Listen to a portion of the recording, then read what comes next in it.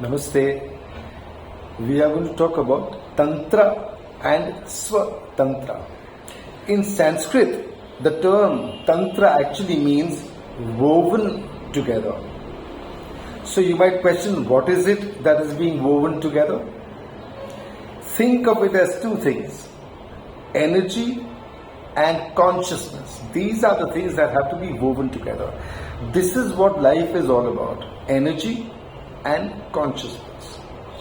In Tantra, energy is used in its most powerful manifestation as sexual energy, which is what goes on to create life as well. So, what they do is they use this arousal of sexual energy not with the intention of finding sexual fulfillment, but to use this arousal, this energy, to rise to higher and still higher levels of consciousness. Why do we say higher levels of consciousness? What is meant by the term higher levels of consciousness? Understand very simply that in the human being, the different chakras, the 7 major chakras, each represent a certain level of consciousness. When our energy is stuck in the lowest level of consciousness, we are concerned with survival. Like all beings, like all creatures, like all animals, they are basically interested only in survival. So they will do anything that they can do to somehow survive. When energy rises a little higher, it comes to Swadhisthana, from Mooladhara to Swadhisthana. And here, the focus is on seeking pleasure, growth, expansion, and etc. So now one looks for fulfillment through sex, interest in sex develops, and so on. Consciousness.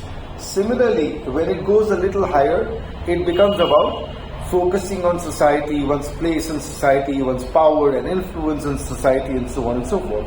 So these are the different levels of consciousness. As they go higher, they represent different things. When this energy comes and activates the highest chakra at the Sahasrara, this triggers the consciousness that shows oneness, the oneness of things. So it unites to the fullest. When this unity happens, a certain freedom also comes into being. A certain experience of freedom comes into being. The reason is, by the time this energy reaches here, one is almost done with all the different things, the pulls, the desires, the karma, etc., that had tied one down in the lower chakras. So, to be able to bring your energy up to the highest level, to the Sahasrara, where moksha happens, nirvana happens, freedom happens, release happens, that means you have left all your earlier bondages. Now, to do this, you need energy. You just can't say that my Sahasrara, my crown chakra has been activated. No, this energy needs to travel through the body. And the path that it travels through the body is called Sushumna. It's a very subtle nadi or a pathway through which it goes upwards. And as it goes upwards, it clears a lot of things. A lot of changes happen in one's life and in one's awareness, in one's consciousness, in one's attitudes. However, most people tend to be stuck in lower levels of consciousness. Either they are somehow trying to survive or make a living, or are stuck with the pleasure syndrome, looking for pleasure through another's body, and so on and so forth. Tantra helps in this. First, by giving you an exposure into that, and then creating conditions to help you raise this consciousness higher. If you follow the system of Tantra, if you look at Tantra as merely a means of satisfying or fulfilling or looking for ways to increase sexual pleasure, etc., then that's where one will remain stuck. No development will happen. As human beings, we have an opportunity to seek our highest consciousness. But energy has to be conserved and it has to be raised. In Tantra, they teach you techniques so that this energy is not wasted away, it's not leaked away, but is generated. The arousal is used, but it's used also to move higher.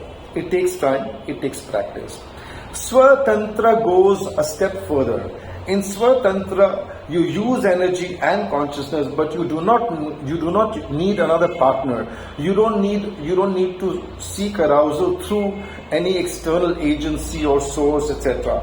Arousal happens just with your own sense of energy, your own breath, basically, and this is what is used to raise you higher. There are 8 major goals that SWA-TANTRA helps you to reach. First, many people lose large part of their Kundalini energy. They leak it, they waste it, they've lost it. So, it helps you recharge this Kundalini energy.